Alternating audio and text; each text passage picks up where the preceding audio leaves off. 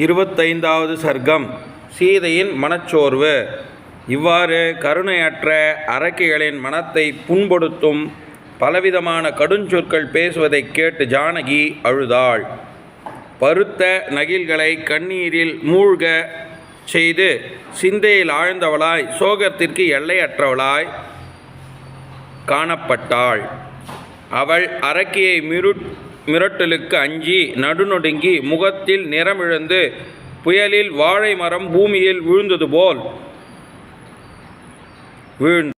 அவ்வாறு நடுங்கிய சீதையுடன் சேர்ந்து நடுங்கிய அவளுடைய நீண்ட கூந்தல் பாம்பு போல் தோற்றமளித்தது. அரக்கிகள் இப்படியெல்லாம் பேச கேட்டு நடுங்கியவளாயும் நிலை பிறளாதவளாயும் வைதேகி கண்ணீரில் கூறுமாறு உரைத்தாள்.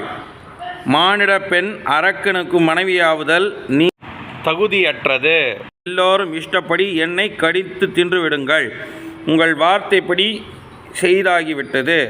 சோகத்தில் உயிர் ஊசலாட அம்மைதிலி துக்கத்தில் ஆழ்ந்து நெஞ்சை கரைத்து பெருமூச்சு விட்டு விட்டு கொண்டு கண்ணீரை பெருக்கி புலம்பினாள். ஆணாயினும் பெண்ணாயினும் ஒரு காலத்திற்கு பிறகு மரணம் அடைவது என்பது பண்டிதர் கூறும் உலக பொது உண்மை. அதனால்தான் நான் கொடிய அரக்கிகள் வற்புறுத்தலுக்கு தூண்டப்பட்டு துக்கத்தில் ஆழ்ந்தாலும் ஸ்ரீராமனை விட்டு பிரிந்திருந்தும் இந்த நிமிஷத்தில் உயிருடன் இருக்கிறேன். அரக்கிகளின் நடுவில் ராவணனால் பயமுறுத்தப்பட்டு துக்கத்தில் ஆழ்ந்த பெண் போன்ற சீதை சுகம் என்பதை அடையவில்லை. காட்டில் தான் இனத்திற்கண்டி பிரிக்கப்பட்ட செந்நாய்களால் துன்புறுத்தப்பட்ட பெண்மான் போன்று சீதை உடல் குறுகி மிகவும் நடுங்கினாள். சோகத்தினால் மனமுடைந்த அவள் தழைந்த அசோக மரத்தின் கிளையை பிடித்தாற்போல் நாயகனை நினைத்தாள். துக்கம் மிகுந்த அவள் ஆ ராமா என்றாள், ஆ லக்ஷ்மணா என்றாள், ஆ மாமி கௌசலை என்றாள், ஆ சுமித்திரை என்றாள். நான் புண்ணியங்கள் குறைந்த ஏழை கடலில் பரம் நிறைந்த ஒரு கப்பலில் காற்றின் வேகத்தால் அழைக்கப்பட்டாற்போல் நான் இங்கு திக்கற்று அழியப் போகிறேன். நாயகனை காணாது அரக்கிகள் வசத்தில் வெள்ளத்தில் ஆழ்ந்த கரை போல் நான் அழிகிறேன். தாமரை கண்ணும் சிங்கம் போல் வீர நடை உள்ளவருமான நன்றி மறவாதவருமான இன்சொல் பேசாதவருமான நாதனான புண்ணியசாலியை நான் கண்டு கழிக்கப் போவதில்லை. சர்வ சாட்சியான சர்வ லட்சணங்கள் பொருந்திய ராமனை விட்டு பிரிந்து எனக்கு கொடிய விஷமுண்ட பின் பிராணன் நில்லாதது போல் என் உயிர் நிற்பது எந்த விதத்திலும் அரிது. நான் முற்பிறவியில் செய்த பாவம் எப்படிப்பட்டதோ அதனாலன்றோ நான் இந்த மிக கொடிய துன்பத்தை அடைந்துள்ளேன். பெரிய துக்கத்தால் சூழப்பட்ட நான் உயிரை விட விரும்புகிறேன். அரக்கிகளின் காலில் உள்ள நான் ராமரை அடைவதல் இயலாது. மானிட பிரிவு இழிந்து பிறர் வசப்படுத்தலே அன்றி என்னுடைய விருப்பப்படி பிராணனை விடவும் முடியவில்லை என்று பலவாறு புலம்பினாள். இங்கனம் 25வது சர்க்கம் முற்றும். 26வது சர்க்கம். உயிரை விட துணிதல். இவ்வாறு பேசிய ஜானகி தலை கவிழ்ந்தவளாய் கண்ணீர் வடியும் முகத்துடனும் ஒன்றுமறியாதவளாய் மீண்டும் புலம்பத் தொடங்கினாள்.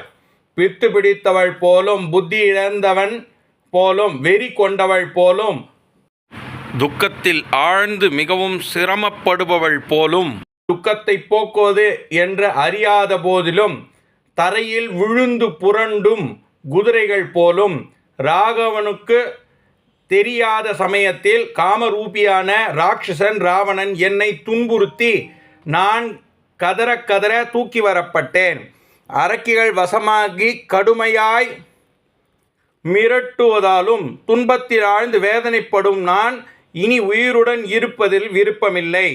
மகா வீரரான ஸ்ரீராமரை விட்டு பிரிந்து அரக்கிகளிடம் சிக்கிக்கொண்டு எனக்கு வாழ்க்கையில் என்ன பயன் சொல்வதாலும் ஆபரணங்களா அணிந்து கொள்வதாலும் என்ன பயன்? என் மனம் கல் என்பது நிச்சயம் அது சாவிற்கு அற்ற ஒன்றிருக்க வேண்டும். அதனால் இவ்வளவு துக்கத்திலும் என் இதயமானது வெடித்து போகாமல் இருக்கிறது.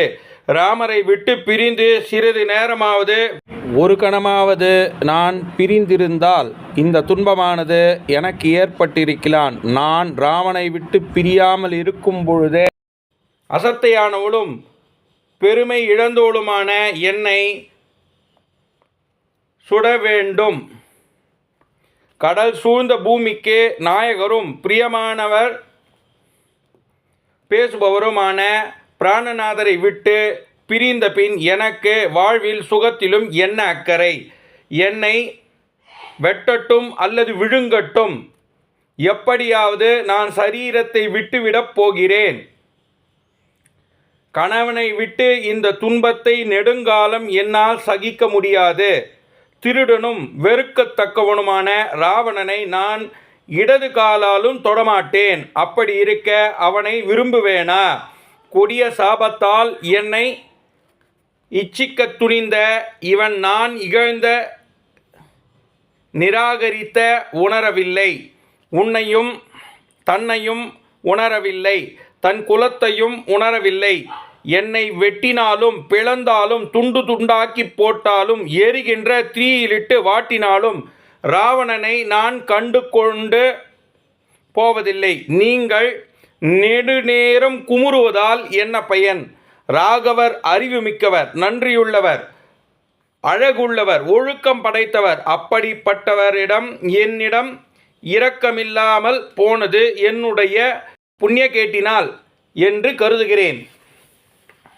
ஜனஸ்தானத்தில் எவரும் தனியொருவராக 16,000 அரக்கர்களை நிர்மூலமாக்கினாரோ அவர் என்னை அடையவில்லை. அல்ப வீரியமுள்ள அரக்கன் ராவணனால் நான் காவல் வைக்கப்பட்டிருக்கிறேன். அவனை போரில் கொல்ல என் பர்த்தாவிற்கு சாமர்த்தியமில்லையா? தண்டகாரண்யத்தில் விரோதமென்ற கொடிய அரக்கனை எந்த ராமர் கொன்றாரோ அவர் என்னை மீட்டு கொள்ளவிருக்கிறார். பெரிய அரக்க பட்டணமான இலங்கையை ராமனுடைய பாணங்கள் துளைக்கப் போகின்றன. நெடுந்தூரம் பயணம் செய்யக்கூடிய ராமனுடைய பாணங்கள் ஏன் இன்னும் இலங்கையை வந்து அடையவில்லை? அடைந்து என்னை மீட்டு கொள்ளப் போகிறார். அதற்கு காரணம் எதுவாக இருக்கும்? லக்ஷ்மணரின் தமையனான அந்த பராக்கிரமசாலியான நான் இங்கிருப்பதை அறியவில்லை என்று எண்ணுகிறேன். அறிந்திருந்தால் அவமானத்தை பொறுத்து கொண்டிருப்பாரா? நான் ராவணனால் கவர்ந்து செல்லப்பட்டதை ராகவனிடம் சென்று தெரிவிக்கக்கூடிய கழுகரசரும் போராட்டத்தில் வீழ்ந்திருப்பார்.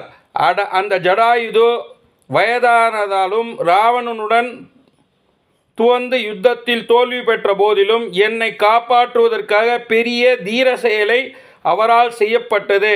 அந்த ராகவர் நான் இருப்பதை அறிந்தால் இப்போதே கடுஞ்சினத்தினால் தன் பாணங்களை கொண்டு உலகில் ராட்சசர்கள் பூண்டோடு இல்லாது செய்து விடுவார். இலங்கையை நாசமாக்கி விடுவார். கடலை வற்றச் செய்வார். கடையானை ராவணனுடைய பெயரையும் புகழையும் அழித்து விடுவார். இதன்படி நான் எப்படி அழுது கொண்டிருக்கிறேனோ அப்படி நில வீடுகள் தோறும் கணவன்மார்களை இழந்த அரக்கிகளுக்கு ஏற்படும். அதற்காக எந்த விதத்திலும் நான் மகிழ்ச்சி அடையப் போவதில்லை. இது எந்த விதத்திலும் சந்தேகத்திற்கு இடமில்லாமலும் நிகழும். அரக்கர் வசிக்கும் லங்கையை தேடிக்கொண்டு ராமர் லக்ஷ்மணர் வருவார். அவர்களுடைய கண்களில் பட்ட பயர்கள் சிறிது நேரம் கூட உயிருடன் இருக்க மாட்டார்கள் என்பது நிச்சயம். விரைவில் இந்த இலங்கை வழியெங்கும் பிணக்குவியல்களாய் மூடி கழுகு கூட்டங்கள் நிறைந்து சுடுகாட்டுக்கு சமமாக ஆகப் போகிறது. விரைவிலேயே எனது எண்ணங்கள் நிறைவேறப் போகிறது. உங்களுடைய துர்நடத்தையை உங்களுக்கு எல்லாம் அழிவு வந்துவிடப் போகிறது என்பது தெரிகிறது. இங்கே எப்படிப்பட்ட துச்ச குணங்கள் தோன்றுகின்றனவோ அவை இந்த இலங்கையின் திருவிற்கு அழிவிற்கு வந்துவிட்டதென்பதை காட்டுகிறது. கொடிய பாகவிகளாகிய இராவணன் இறந்தாலும் சிறுமா புனிதனுடன் இலங்கை கணவனை இழந்த கைம்பெண் போலும் வறட்சியை போக்குகின்றது. அரக்கர்களோடு கூடிய புண்ணியமான பல விழாக்கள் நிறைந்ததும் விளங்கும் லங்காபுரியை கணவன் இழந்த ஸ்திரீகளைப் போல் தலைவனை இழந்ததாக போகிறது. இங்கு வெகு சீக்கிரத்தில் வீடுதோறும் துக்கத்தால் புலம்பும் ராட்சசிகளின் குரலை கேட்கப் போகின்றார்கள். சூரரும் செவ்வரி படர்ந்த கண்களை உடையவருமாகிய ஸ்ரீராமர் என்னை இராவணனுடைய வீட்டில் உயிருடன் இருப்பவளாக அறிவாரேயாகில் இலங்காபுரி ராமபாணங்களால் எரிக்கப்பட்டு ஒளி குலைந்து இருள் மூழ்கி ராட்சச வீரர்கள் இறப்பதற்கு ஆகும். கொடியவனும் கடையவனும் இராவணனால் எனக்கு குறிப்பிடப்பட்ட கால வரம்பு எதுவோ அதுவே சமீபத்தில் உள்ளது. பாவத்தை செய்யும் அரக்கர்கள் தகாத செயலை அறிவதில்லை. ஆனால் அதர்மத்தின் விளைவாகிய பெரிய விபத்து நிச்சயமாக வரப்போகிறது. ஊனை உண்ணும் இவர்களால் தர்மத்தை அறிய மாட்டார்கள். ராட்சசனின் என்னை காலை உணவாக நிச்சயம் செய்துவிடுவான். காட்சிக்கினியவரும் கடைக்கண் சிவந்தவருமான ராமரை பிரிந்து அவரை காணாமல் துக்கத்தில் ஆழ்ந்துள்ள நான் என்ன செய்வேன்? இப்பொழுது யாராவது எனக்கு விஷம் கொடுக்கக்கூடியவர்கள் ஏற்பட்டால் என் கணவனை பிரிந்து நான் ஒரு கணத்தில் யமதர்மராஜனை போய் காண்பேன். பரதருக்கு முன் பிறந்த அந்த ராமர் என்னை உயிருடன் இருப்பாள் என்று அறியவில்லை. அறிந்திருந்தால் அவ்வொருவர் பூமியில் என்னை தேடி கண்டுபிடிக்க முயற்சி செய்யாமல் இருக்க மாட்டார்கள். லக்ஷ்மணருக்கு முன் பிறந்த அவ்வீரர் என்னை பற்றி சோகத்தால் பூமியை தேகத்தை விட்டு சொர்க்கம் சென்று விட்டார் என்பது நிச்சயம். செந்தாமரை கண்ணராகிய எனது நாதர் ஸ்ரீராமரை எந்த தேவர்களும் கந்தர்களும் சித்தர்களும் ரிஷிகளும் கண்டு கொள்கிறார்களோ அவர்கள் புண்ணியசாலிகள் அல்லது புத்தியர் சிறந்தவரும் தர்மத்தை விரும்புவரும் ராஜரிஷியும் பரமாத்மா விருப்பமே அன்றி ஸ்ரீராமனுக்கு மனைவியாகிய என்னால் ஆக வேண்டிய காரியம் ஒன்றுமில்லை என்னவோ.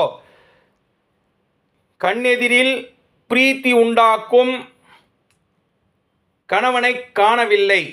நன்றி கெட்டவர் சந்தேகத்தில் ஆழ்ந்து விடுகிறார்கள். ஸ்ரீராமர் அப்படி இருக்க மாட்டார். என்னிடம் இருக்க வேண்டிய குணங்கள் இல்லையோ அல்லது எனக்கு பாக்கியம் அழிந்து போயிற்றோ? எனவே அதனால்தான் பெண்ணாக பிறந்த நான் தலைவராகிய ஸ்ரீராமரை விட்டு பிரிந்து தவிக்கிறேன். மகாத்மாவும் குற்றமற்ற ஒழுக்கமுடையவரும் வீரருமான பகைவரை அழிக்க வல்லவருமான ஸ்ரீராமரின் பிரிந்துள்ளேன். எனக்கு ஜீவித்திருப்பதை விட இறந்து போவதே சிறப்பாகும். மானிட சேஷ்டர்கள் அவ்விரு சகோதரர்களும் கிழங்குகளையும் பழங்களையும் புசித்து கொண்டு வனத்தில் சஞ்சரிப்பவர்களாய் வைராக்கியத்தில் ஆயுதங்கள் துறந்து விட்டார்களோ அல்லது சூரர்களான லக்ஷ்மண சகோதரர்கள் அரக்கர் மன்னன் துராத்மாவான இராவணனுக்கு வஞ்சனையால் கொல்லை செய்யப்படுவார்களோ? இப்படிப்பட்ட காலம் வந்த பிறகு எவ்வாறேனும் மரணத்தை விரும்புகிறேன் என்றாலும் எனக்கு விதிக்கப்பட்ட மரணம் இந்த துக்கத்தாலும் வரவில்லையே. தங்களை ஜெயித்து எந்த மகாத்மாக்களாகிய முனிவர்களும் பிரியமுள்ளவர்களும் அப்பிரியம் இல்லையோ அவர்களே பாக்கியசாலிகள், உண்மையில் கொண்டாடத்தக்கவர்கள். பிரியமானதை இழந்ததால் துக்கம் ஏற்பட்டதாலும் அபிப்பிராயமற்றதை அடைந்ததாலும் அதிகமான பயம் ஏற்பட்டாலும் இவ்விரண்டிற்கும் விடுபட்டவர்கள் எவர்களோ அவர்களே மகாத்மாக்களை நான் நமஸ்கரிக்கிறேன். சர்வ சாட்சியான என்னுடைய பர்த்தா ஸ்ரீராமரிடமிருந்து பிரிந்த பாவியாகி நான் இராவணன் வசத்தில் அகப்பட்டு இங்கு பிராணனை விடப்போகிறேன். இவ்வாறாக 26வது சர்க்கம் முற்றும்.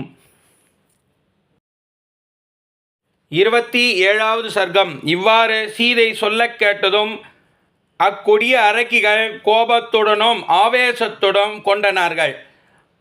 சிலர் அதை துராத்மாவான ராவணனுக்கு சொல்ல சென்றார்கள். கடும் பார்வையற்ற மற்ற அரக்கிகள் சீதையை சூழ்ந்து கொண்டு அனர்த்தத்தை விளக்கும் ஒரே மாதிரியான கொடுஞ்சொற்களை மீண்டும் மீண்டும் பேசலானார்கள்.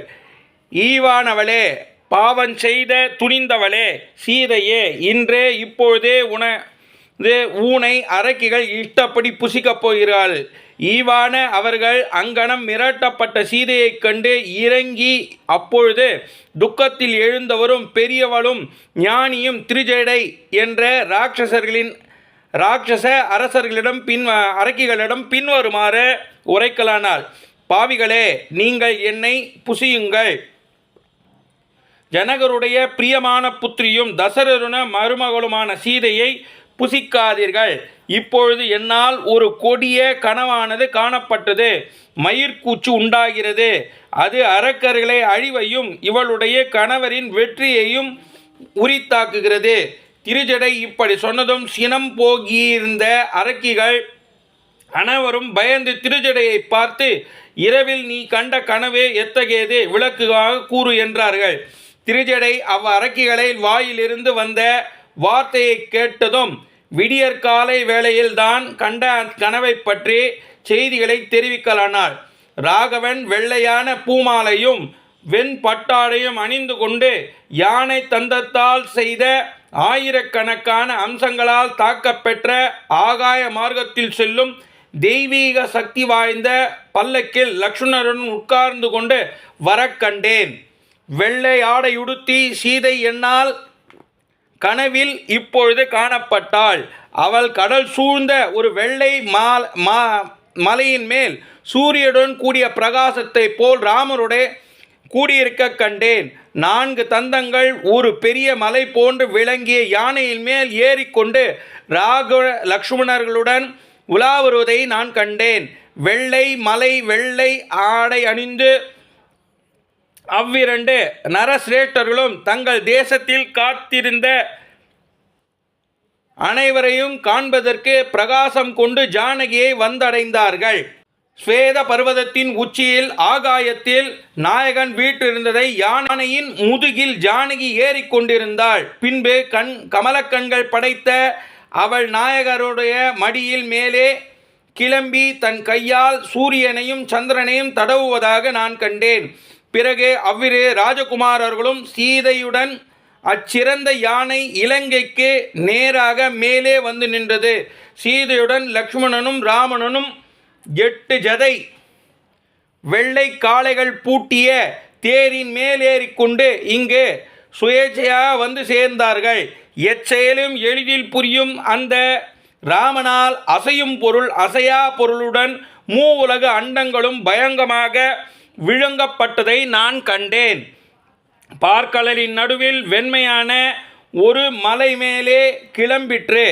அதன் சிகரத்தில் 4 தந்தத்தையும் உடைய ஒரு யானை, அதன் முதுகில் செந்தாமரை கண் படைத்த செல்வன் ஸ்ரீராமன் தனது சகோதரன் லக்ஷ்மணனுடன் மனைவி சீதையுடன் இருந்தார். சீதை அங்கிருந்து மேலெழும்பிய அழகிய பூர்ண சந்திரமண்டலத்தை இருக்கையாலும் தட்டி அணைத்து விட்டு கணவன் மடியில் மீண்டும் அமர்ந்தாள். பின்பு மற்றொரு இடத்தில் செந்தாமரை கண் படைத்த செல்வன் காக்குத்தன் ராமன் அற்புதமான சிறந்த ஆசனங்களின் கிழக்கு முகா எழுந்தருளியவராய் பிரம்ம ரிஷிகளால் எல்லா புண்ணிய தீர்த்தங்களாலும் அபிஷேகம் செய்யப்பட்டு எல்லா தேவர்கள் வணங்கப்படுவதை நான் கண்டேன். அங்கு அழகிய இடையுள்ள ஜானகி வெள்ளை மாலையையும் வெண்பட்டு அணிந்தும் பரிசுத்தமான புஷ்பங்களை சூடிக்கொண்டும் அழகிய பூச்சுடன் நன்கு காட்சியளித்தாள். பின்பு கந்தர்வர்கள், தேவர்கள், மகரிஷிகள், சித்தர்கள் பிரம்மாவை முன்னிட்டு கொண்டு அங்கு வந்து ஸ்ரீராமனை வணங்கினர். அனைவருக்கும் இன்பம் அளிப்பதில் சிறந்த ஸ்ரீராமன் தானே மகாவிஷ்ணுவாகிய அந்த திவ்யமான ஸ்தானத்தில் வீற்றிருப்பதாய் நான் மறுபடியும் கண்டேன்.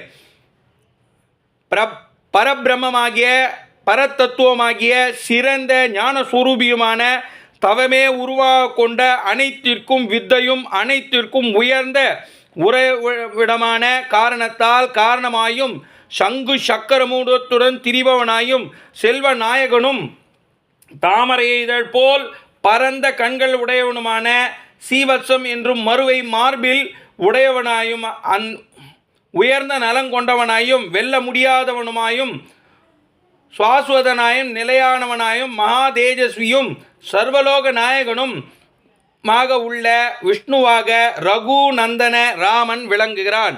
அப்போது தேவசேஷ்டர்களும் பித்ருக்களும் ரிஷிகளும் ரிஷிசேஷ்டர்களும் கந்தரர்களும் வித்யாதரர்களும் பானகர்கள் ஆகிய அனைவரும் சிறந்த பட்டாபிஷேகம் செய்யும் ராமரை சூழ்ந்து கொண்டு ஆனந்தமாய் கைகூப்பிக் கொண்டு நன்கு துதித்தார்கள். பிறகு அபஸ்திரிகள் கூடி மகிழ்ச்சியுடன் ஆடிப்பாடினார்கள். சூழல், வீணை, முரசு, பேரி, சங்கு முதலிய வாதங்கள் ஒலிகள் சேர்ந்து முழங்கின. மேலும் இன்னொரு விதமாக சித்திர பிரகாசமான ஸ்ரீராமர் என்னால் காணப்பட்டார். அவர் தம் புருஷர் சகோதரனாகிய லக்ஷ்மணனுடன் பத்னியாகிய சீதையுடன் சூரியனைப் போல் விளங்கிய தெய்வீகமான புஷ்ப விமானத்தில் ஏறிக்கொண்டு வடக்கு திசையை நோக்கி சென்றார்கள். இவ்வண்ணம் சீதையின் சகோதரர் லக்ஷ்மணருடன் விஷ்ணுவை போன்ற பிரகாசிக்கும் வீரியமும் படைத்த ஸ்ரீராமர் என்னால் கனவில் காணப்பட்டார். சொர்க்கம் பாவம் செய்தவர்களால் ஜெயிக்க முடியாதது. மகா தேஜஸ்வியான ஸ்ரீராமர் தேவர்களாலோ அசுரர்களாலோ அரக்கர்களாலோ மற்றோர்களாலோ வெல்லதற்குரியவனாக இல்லை. மேலும் ராவணன் மொட்டை தலையுடன் எண்ணெய் பூசிக்கொண்டு சிவப்பாடை உடுத்திக்கொண்டு அலரி பூமாலைகளை அணிந்து கொண்டு விருப்பத்தை தெரிவிக்கவாறு கண்டேன். மீண்டும் ராவணன் இப்பொழுது புஷ்பக விமானத்தின் தரையில் விழுந்து மொட்டை தலை கருப்பு ஆடையுடன் ஒரு பெண்ணால் இழுக்கப்படுவதை கண்டேன். சிவப்பு மாலையும் சாந்து மணிகளையும் கழுதை பூட்டிய தேரில் ஏறிக்கொண்டு தெற்கு திக்கில் சென்று ஒரு சோறு மடுவில் அவன் மூழ்கி போனான். கருப்பான ஒரு ஸ்திரீ சேறு படிந்த தேகமும் சிவப்புடையவளா ராவணனை கழுத்தில் சுருக்கிட்டு தெற்கு நோக்கி இழுத்துச் சென்றாள். அவள் மறுபடியும் எண்ணெய் குடித்து கொண்டு சிரித்து கொண்டு நடனமாடிக்கொண்டு மதிமயங்கிய பொறி கலங்கிய தெற்கு திசையை நோக்கி கழுதையின் மேல் விரைவாகச் சென்றான். அரக்கர் பெருமானாகிய ராவன் பயத்தால் அறிவிழுந்து கழுதை மேலிருந்து தலைகீழாக தரையில் விழுந்து என்னால் காணப்பட்டது. இந்த ராவணன் உடனே எழுந்து பயத்தால் பிரமிக்கத்தக்க கூடியவனும் ஆடை இல்லாதவனும் பித்தி பிடித்தவனைப் போலும் பலவாறான துர்வாக்கியங்களை பிதற்றிக்கொண்டு சகிக்க முடியாத நாற்றமும் இருளும் நிறைந்த கொடிய நகரம் போன்ற மலச்சேற்றில் விழுந்து விரைவில் அதில் மூழ்கிப் போனான். மகாபலசாலியான கும்பகர்ணனும் இவ்வாறே காணப்பட்டான். ராவணனுடைய எல்லா பிள்ளைகளும் மொட்டை தலையர்கள் எண்ணெய் பூசிக்கொண்டவர்களாய் காணப்பட்டார்கள். பன்றியின் மீது ராவணனும் முதலையின் மீது இந்திரஜித்தும் ஒட்டகையின் மீது கும்பகர்ணனும் ஏறிக்கொண்டு தெற்கு நோக்கி சென்றார்கள். விபீஷ்ணன் ஒருவர் மாத்திரம் மட்டுமே வெள்ளை வஸ்திரத்தில் மாலை அணிந்து கொண்டு வெண்சந்தனம் பூசிக்கொண்டு வெண்குடையுடன் சிங்கம் துந்துபி முதலிய வாத்திய கோஷங்களுடன் ஆடல் பாடல்களும் போற்ற பெற்றவராய் என்னால் அங்கு காணப்பட்டார். விபீஷ்ணர் 4 மந்திரி மேக நாதமும் 4 தந்தங்களும் உடைய திவ்யமான யானையின் மீது ஏறிக்கொண்டு ஸ்ரீராமனை நாடி செல்பவராய் காணப்பட்டார். சிவப்பான மாலைகளையும் சிவப்பாடைகளையும் அணிந்த அரக்கர் குழுவால் வாத்தியங்கள் பாடல்களாலும் ஆரவாரம் செய்வது என்னால் காணப்பட்டது. குதிரை, தேர், யானை முதலியவற்றால் அழகிய இந்த லங்காபுரியின் கோபுரங்களை தோரண வாயில்களாக இடிந்து காலில் விழுவதை நான் கண்டேன். ராவணனால் நான் ரட்சிக்கப்பட்ட இலங்கை ஸ்ரீராமதூதனும் மிக பராக்கிரமசாலியுமான ஒரு குரங்கால் எரிக்கப்பட்டதாக என்னால் கனவில் காணப்பட்டது. அரக்கிகள் எல்லோரும் எண்ணெயை குடித்துவிட்டு இறைச்சல் போட்டுக்கொண்டு சிரித்து கொண்டும் ஆடிக்கொண்டும் சம்பளாய் போன இலங்கையில் சாணிக்குழியில் விழுந்தார்கள். கும்பகர்ணன் முதலில் ராட்சச சேஷ்டர்களை எல்லாம் சிவப்பாடை அணிந்தவர்களா அதே சூழ்நிலையில் விழுந்தார்கள். ஸ்ரீராமர் கோபத்துடனும் ஆவேசத்துடனும் ராவணனை எல்லாருடனும் சேர்ந்து அழிக்கப் போகிறார். சீதையை அடையப் போகிறார். இதை நீங்கள் பார்க்கப் போகிறீர்கள். அப்பொழுது ஓடி ஒளியுங்கள். ஸ்ரீராமர் தன்னுடன் வனத்தில் வசித்த ஒரு பெண்ணை பின்தொடர்பவரும் அதற்கு பின் பெருமிதத்திற்கு இடமானவரும் ஆகிய மனைவியை பயமுறுத்தி மிரட்டியதை கேட்டால் பொறுத்து கொள்ள மாட்டார். ஆகையால் உங்களுடைய கடுஞ்சொற்கள் போதும். இனி நல்ல வார்த்தையை பேசுங்கள். வைதேகியை வேண்டிக் கொள்வோம். இதுதான் என் மனத்திற்குண்டாக தோன்றுகிறது. எந்த சீதை சம்பந்தப்பட்ட இவ்விதமான காணப்பட்டதோ அவள் பலவிதமான துக்கங்களினின்று விடுபட ஒப்புயர்வற்ற தன் நாயகனை அடையப் போகிறாள். அரக்கிகளே, எவளை பயமுறுத்துகின்றீர்களோ அவளை மன்னிப்பு கேளுங்கள். இதற்கு ஏன் கூச்சப்படுகிறீர்கள்? அரக்கர் ஸ்ரீராமனிடமிருந்து பெருமை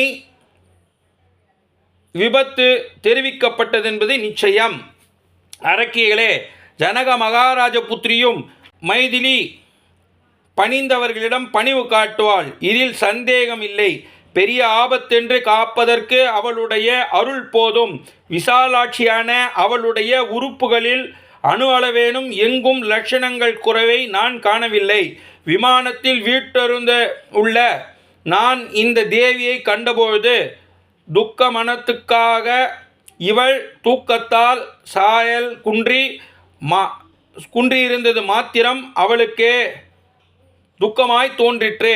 ராட்சச மன்னனுடைய அழிவை ஸ்ரீராமருடைய வெற்றியையும் சீதையின் எண்ணம் கைகூடுவதையும் மிக நெருங்கியிருப்பதாய் நான் எண்ணுகிறேன். இவளுக்கு மிகவும் பிரியமான செய்தியை கேட்பதற்கு அறிகுறிகள் ஏற்பட்டுள்ளன. தாமரை இதழ் போன்ற அகன்ற இவளுடைய இடது கண்கள் துடிப்பு கொண்டு இருக்கின்றன. பெருமை வாய்ந்த வைதேகியின் இடது புஜம் ஒன்று மட்டும் சிறிது மயிர்கூச்சத்துடன் காரணமின்றி துடிக்கிறது. யானை துதிக்கை போன்ற ஒப்புயர்வற்றதும் ஆன இவளுடைய இடது துடைகள் துடிப்பது ஸ்ரீராமர் எதிரில் நிற்பதாய் குறிப்பிடப்படுகிறது. மேலும் மரக்கிளையில் பறவைகளின் மகிழ்ச்சியில் ஒளிந்து கொண்டு தனது இன்பமான குரலை எழுப்பிக் கொண்டும் இன்பம் வருவதாய் விட்டு செல்வதும் போல் அடிக்கடி கூவி சீதை உற்சாகப்படுத்துவது போலும் காணப்படுகிறது. இங்கனம் 27வது சர்க்கம் முற்றும். 28வது சர்க்கம் பின்னலால் தூக்கிட்டு கொள்ள எண்ணுதல். சீதை ராட்சசராஜனான ராவனுடைய வெறும் கந்த பேச்சை கேட்ட பின் அதனால் துன்பம்ற்று காட்டில் சிங்கத்தில் அகப்பட்ட சிறந்த பெண் யானை குட்டியைப் போல் நடுங்கினாள்.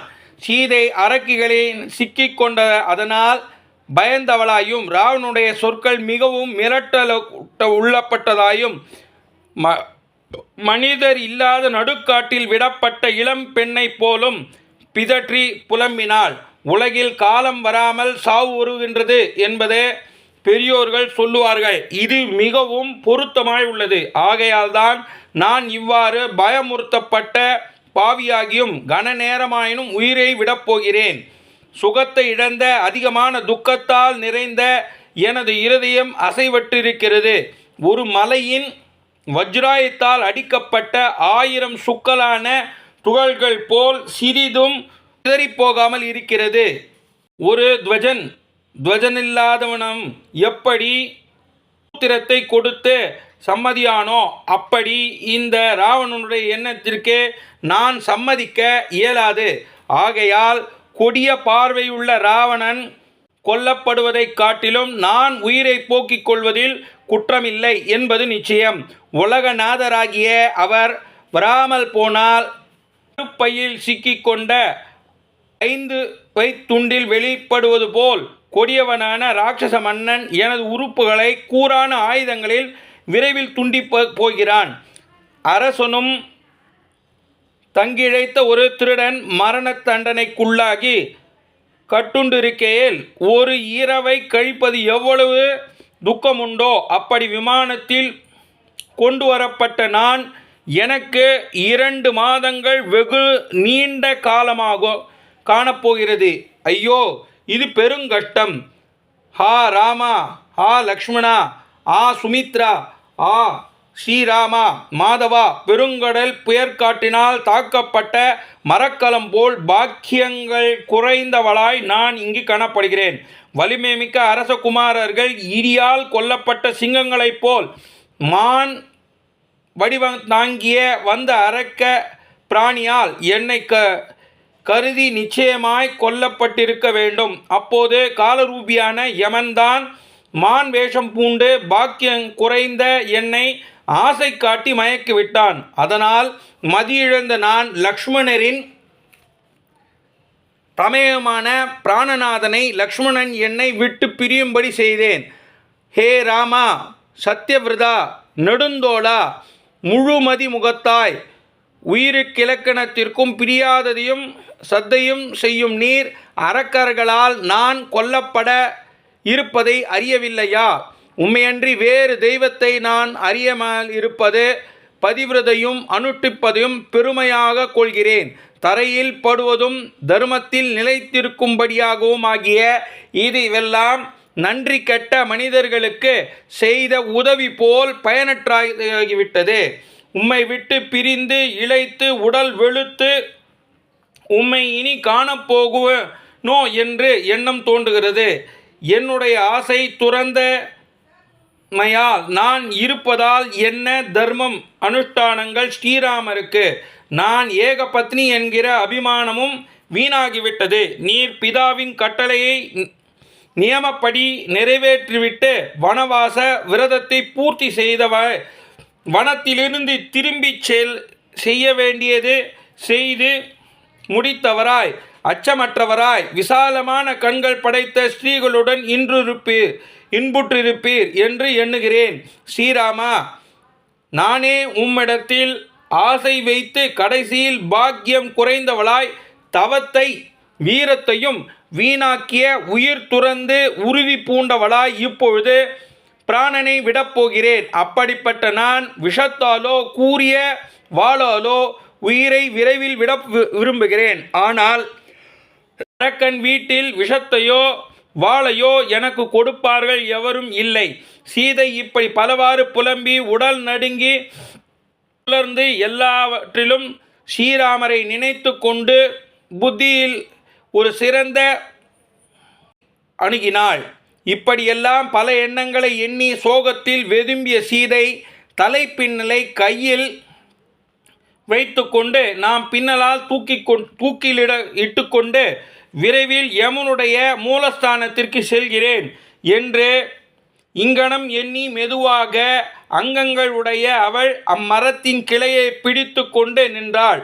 அப்பொழுது ஸ்ரீராம லக்ஷ்மணரையும் தனது குலத்தையும் நினைத்து கொண்டு மங்கள வடிவலாகிய இவளுக்கு சோகத்தை போக்கும் மன தைரியத்தை வளர்ப்பனவும் முன்பு நல்ல பயன்களை அளிப்பதும் உள்ள உலக இந்த நிலையில் சீதைக்கு பிரகாசமுள்ளதும் அழகியதுமான பல நற்சகுனங்கள் தோன்றின. இத்துடன் 28ஆம் சர்க்கம் முற்றும்.